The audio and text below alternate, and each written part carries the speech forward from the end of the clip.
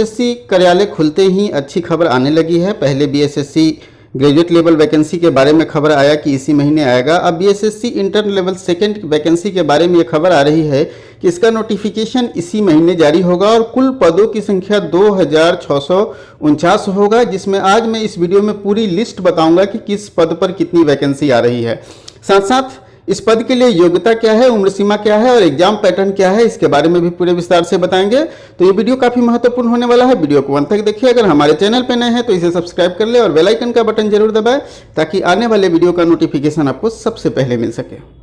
दोस्तों, अगर आप यूपीएससी या किसी भी स्टेट पीसीएस की तैयारी करते हैं तो ग्रेडअप आपके लिए एक अच्छा प्लेटफॉर्म हो सकता है। आप इसे एक बार इसके वेबसाइट को विजिट कर सकते हैं। इसका पूरे फी स्ट्रक्चर जो है यहाँ दिया हुआ है, आप देख सकते हैं इसका फी स्ट्रक्चर क्या है। आप देख सकते हैं यहाँ स्टेट पीसीएस के लिए भी इनका फी स्ट्रक्चर है। 3 मंथ का अगर सब्सक्रिप्शन लेते हैं तो 4000 रुपये है, 6 मंथ का 7000 रुपये है और 12 मंथ का 8000 रुपये है। वहीं यूपीएससी ईपीएफओ के लिए 18000 है, आईएएस के लिए 24000 रखा गया है, पीटी मेंस के लिए 32000 है और क्रैश फाउंडेशन कोर्स के लिए 48000 रुपये फी है। दोस्तों, अगर आप चाहते हैं कि हम आईएएस और पीसीएस की तैयारी करें तो आप ग्रेडअप देख सकते हैं, अच्छा प्लेटफॉर्म है और भारत का सबसे फास्ट ग्रोइंग और लार्जेस्ट प्लेटफॉर्म है। साथ साथ अगर आप हमारे कूपन कोड से ज्वाइन करते हैं, जो मेरा कूपन कोड है GS आज तक 50, तो आपको इन फी में 50% का डिस्काउंट मिल जाएगा। अर्थात जो 4000 का कोर्स है वो आपको 2000 में मिल जाएगा, जो 18000 का कोर्स है वो 9000 में मिल जाएगा। देख सकते हैं, अगर अच्छा लगे तो ज्वाइन कर सकते हैं, इसमें कोई दिक्कत नहीं है। तो चलिए जानते हैं BSSC inter level second vacancy के नोटिफिकेशन के बारे में। दोस्तों, आज का ये दैनिक जागरण का एडिशन है, पटना एडिशन में आप देख सकते हैं कि बीएसएससी बड़े स्तर पर नौकरी लेने जा रही है और द्वितीय इंटर स्तरीय संयुक्त प्रतियोगिता परीक्षा के लिए आवेदन की प्रक्रिया शुरू करने जा रही है। ठीक है, तो बीएसएससी ने द्वितीय इंटर स्तरीय परीक्षा के लिए आवेदन लेने की प्रक्रिया प्रारंभ कर दी है और बीएसएससी 1 दर्जन विभागों में इंटर स्तरीय सहायक लिपि, आशुलिपिक, निम्न वर्गीय सहायक, भाषा सहायक के कुल 2649 पदों पर वैकेंसी लेगी। तो पूरे विस्तार से जानते हैं खबर को। तो ये बिहार के युवाओं के लिए जो नौकरी की तलाश में है, चाहे नौकरी की तैयारी कर रहे हैं लंबे समय से, उनके लिए एक अच्छी खबर है कि सेकंड इंटर लेवल की वैकेंसी आने वाली है। हालांकि फर्स्ट इंटर लेवल अभी तक क्लियर नहीं हो पाया है, इनका टाइपिंग टेस्ट होना है। टाइपिंग टेस्ट बहुत जल्द, इसके लिए भी आपको नोटिस जारी कर दिया जाएगा और टाइपिंग टेस्ट इसी महीने समाप्त होने की भी संभावना है। लॉकडाउन के कारण क्या था कि कार्यालय बंद हो जाने के कारण ये वैकेंसी नहीं आ पाया, क्योंकि ये वैकेंसी बहुत पहले आनी थी लेकिन कार्यालय बंद होने के कारण नहीं आया। लेकिन अब जो है कोविड के कारण जो बंद किया गया था उसे कार्यालय खुले हैं, तो अच्छी खबर आनी भी शुरू हो गई है। इसके लिए महीने के अंत तक, मतलब इसी महीने के अंत तक, ये ध्यान रखेंगे, जून के अंत तक आपका विज्ञापन जारी हो जाएगा। ठीक है, आवेदन आमंत्रित किए जाएंगे, इसी महीने के अंत तक आपके आवेदन जारी किए जाएंगे, ये सबसे बड़ी खबर है। और बीएसएससी सीजीएल की बारे में बात करें तो बीएसएससी सीजीएल की भी वैकेंसी इसी महीने आने वाली है। तो 2 बड़ी खबर है बिहार के युवाओं के लिए। तो बिहार के अलावा बाहर के भी स्टूडेंट इसमें बड़ी मात्रा में भाग लेते हैं, तो डेफिनेट रूप से बहुत अच्छी खबर है जो लोग नौकरी की तलाश में है। आयोग के पास अभी तक राज्य के 1 दर्जन से अधिक विभागों की रिक्तियां आ चुकी है।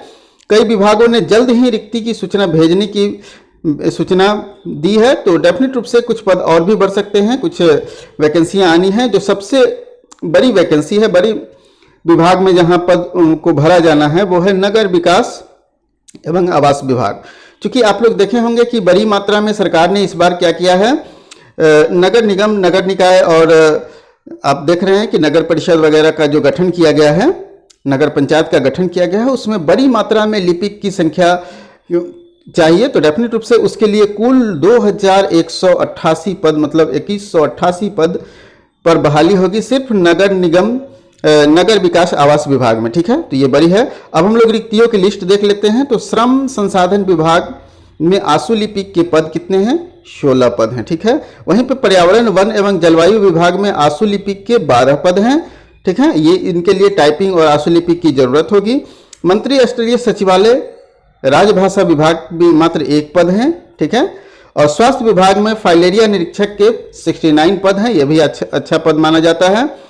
वहीं मंत्रिमंडल सचिवालय राज्य भाषा विभाग में सहायक के जो सहायक अनुदेशक हैं, ठीक है, सहायक अनुदेशक, इसके लिए भी 7 पोस्ट है। वहीं मंत्रिमंडल सचिवालय राजभाषा विभाग में अनुदेशक के जो पद हैं वो 7 हैं। वहीं पे श्रम संसाधन विभाग में निम्न वर्गीय लिपिक के कुल 54 पद हैं, यह भी एक अच्छा पद माना जाता है। और अगर आप चाहते हैं कि पंचायत सचिव या फिर बीएसएससी इंटर लेवल के अन्य पद के जॉब प्रोफाइल के बारे में जानना, तो डेफिनेट रूप से हमें आप कमेंट में बताएंगे कि आप किस विभाग के जॉब प्रोफाइल के बारे में जानना चाहते हैं। मैं उसका वीडियो बनाकर आप लोगों को दूंगा। ऐसे पंचायत सचिव और राजस्व कर्मचारी का ऑलरेडी वीडियो अपलोड है, आपने नहीं देखा है तो देख लीजिएगा, काफ़ी महत्वपूर्ण वीडियो है। इनमें से किसी भी पोस्ट का अगर आप चाहते हैं जॉब प्रोफाइल तो हमें कमेंट कर सकते हैं। तो मंत्रिमंडलीय सचिवालय राजभाषा विभाग टंकक, मतलब इसमें आपको टंकन की जरूरत होगी, 4 पद हैं। अभियोजन निदेशालय के लिए गृह विभाग के अंतर्गत आता है, इसमें निम्न वर्गीय लिपि के लिए 69 पद है, जिसकी नोटिफिकेशन अभी तक बीएसएससी को प्राप्त है। वहीं अल्पसंख्यक विभाग की बात करें तो अल्पसंख्यक विभाग में निम्न वर्गीय लिपिक की 75 पद हैं, मतलब इस बार जो है निम्न वर्गीय लिपिक के पदों की संख्या काफी है, ठीक है। और परिवहन विभाग में निम्न वर्गीय लिपिक के 89 पद है। वहीं खान एवं भूतत्व विभाग में निम्न वर्गीय लिपिक के 58 पद हैं, ठीक है। तो इस पर और सबसे बड़ी पद जो है वो है नगर विकास एवं आवास विभाग में, और इसके जो पदों की संख्या है वो कितनी है, 2188, मतलब 2188। तो कुल 2649 पद पर बहाली होने वाली है। मतलब यह, हालांकि देखा जाए तो इंटर लेवल फर्स्ट की अपेक्षा तो काफ़ी छोटी वैकेंसी है, लेकिन अभी के मामले में देखा जाए तो ये एक बड़ी वैकेंसी है, अच्छे खासे पद आ रहे हैं। अब हम लोग बात कर लेते हैं कि 40,000 से अधिक आवेदन आते हैं तो मुख्य परीक्षा का आयोजन होगा। हालांकि जो इंटर लेवल की वैकेंसी है इसमें 40,000 नहीं, लगभग 6 लाख से लेकर के 15 लाख के आसपास में स्टूडेंट इसमें अपियर होने की संभावनाएं हैं। क्योंकि पिछले बार देखा गया है कि 13,000 प्लस पद थे, तो इसमें जो आया था इसका जो ऑनलाइन फॉर्म आई, इसका जो फॉर्म मंगाया गया था उसमें लगभग 18 लाख स्टूडेंट अपियर हुए थे, एग्जाम में फॉर्म भरे थे, ठीक है। तो इसमें भी लगभग 10 लाख से ऊपर ही फॉर्म भरेंगे, 10-15 लाख तो डेफिनेट रूप से फॉर्म आएंगे। आयोग इस महीने के अंत तक आपका नोटिफिकेशन जारी कर दिया जाएगा, ये कई बार मैंने बताया है। हालांकि कई लोगों को झूठ लगता है, ठीक है, लेकिन जो खबर है, जो सच्चाई है उसे एक्सेप्ट करना चाहिए। विज्ञापन आएगा, क्योंकि बड़े दिनों के बाद विज्ञापन आ रहा है, इसलिए लोगों में थोड़ा संशय है। हालांकि लोगों में संशय के कारण भी है, क्योंकि बहुत बार ऐसा न्यूज आया है कि वैकेंसी आएगी, लेकिन वैकेंसी आएगी, आपको विश्वास रखना चाहिए। तो क्या है कि विज्ञापन जुलाई तक आवेदन आपको ले लेगा, ठीक है, जुलाई तक आवेदन हो जाएगा। विज्ञापन में अभ्यर्थियों को जुलाई तक आवेदन करने का मौका दिया जाएगा, मतलब आपको 1 महीने का मौका मिलेगा। वहीं पे 40,000 से अधिक आवेदन आने पर प्रारंभिक परीक्षा के आधार पर टंकन, आशुलेखन और फिजिकल जांच परीक्षा भी आयोजित की जाएगी। हालांकि इसमें फिजिकल का पोस्ट कोई दिख नहीं रहा है। यदि 40,000 से अधिक आवेदन आते हैं तो प्रारंभिक परीक्षा के साथ साथ मुख्य परीक्षा का आयोजन किया जाएगा, और आयोग की ओर से इसी वर्ष के अंत तक प्रारंभिक परीक्षा लेने का भी लक्ष्य रखा गया है। मतलब आपके पास समय कम है, ठीक है, आपके पास समय कम है, क्योंकि आपका वैकेंसी बहुत जल्द आएगा और समय आपके पास काफ़ी कम है। इसी वर्ष के अंत तक मतलब आपका पीटी एग्जाम भी ले लिया जाएगा। मतलब आपके पास यूँ समझ लीजिए कि आपके पास मात्र 6 मंथ है, ठीक है, 6 मंथ से भी कम समय है, 6 मंथ से भी आपके पास कम समय है तैयारी के लिए। तो डेफिनेट रूप से अभी से जुट जाएं, और मैं बहुत जल्द आप लोगों को एक सिलेबस से लेकर के जो भी इसकी स्ट्रैटेजी है उस पर बहुत जल्द वीडियो अपलोड कर दूंगा, आप लोग उससे लाभान्वित होंगे। ऑनलाइन आवेदन के लिए इसमें ओम प्रकाश पाल जो हैं, इनके सचिव जो हैं, उन्होंने बताया है कि द्वितीय इंटर स्तरीय परीक्षा को लेकर के तैयारी प्रारंभ कर दी गई है। अब तक विभिन्न पदों में कितने पद आ चुके हैं, 2649 पद की अधिसूचना आयोग को प्राप्त हुई है। इस महीने के अंत तक विज्ञापन जारी कर ऑनलाइन आवेदन लिया जाएगा, ठीक है। तो इस प्रकार से आप देख लिए। अब हम लोग जानेंगे कि योग्यता क्या है इसका, ठीक है, और एज लिमिट क्या होने वाली है, और साथ साथ यह भी जानेंगे कि एग्जाम पैटर्न क्या है। चलिए जानते हैं इसके बारे में।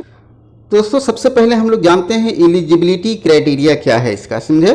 तो एलिजिबिलिटी में आपको यहाँ स्पष्ट कह दिया गया है कि आपको +2 पास होना जरूरी है, किसी भी रिकॉग्नाइज संस्था से, किसी भी रिकॉग्नाइज बोर्ड से आप इंटर पास होना जरूरी है। मतलब आपका जो एलिजिबिलिटी है, योग्यता जो है वो इंटर पास होना जरूरी है, ठीक है। और इंटर पास का जो पोस्ट से पहले आपका जो इंटर पास जिस दिन वैकेंसी आएगी उससे पहले आपको इंटर पास की डिग्री आपके पास होनी चाहिए, ठीक है। हालांकि पोस्ट वाइज एलिजिबिलिटी भी होती है, बहुत सारे पद के लिए कंप्यूटर के डीसीए का जो सर्टिफिकेट हो इसके लिए ज़रूरत पड़ती है, टाइपिंग टेस्ट वाले टाइपिंग सर्टिफिकेट की ज़रूरत पड़ती है। तो मिनिमम जो क्वालिफिकेशन है वो +2 है। इसके अलावा आपको कंप्यूटर दक्षता, टाइपिंग दक्षता के लिए भी सर्टिफिकेट होना अनिवार्य है। तो ये था मिनिमम एलिजिबिलिटी। अब हम लोग बात कर लेते हैं एज लिमिट की, ठीक है। तो हालांकि 2014 में वैकेंसी आई थी, उसके बाद कोई वैकेंसी नहीं आई है। तो अगर ये वैकेंसी आती है तो संभावना है कि 2015 से आपके एज लिमिट को काउंट किया जाए, ठीक है।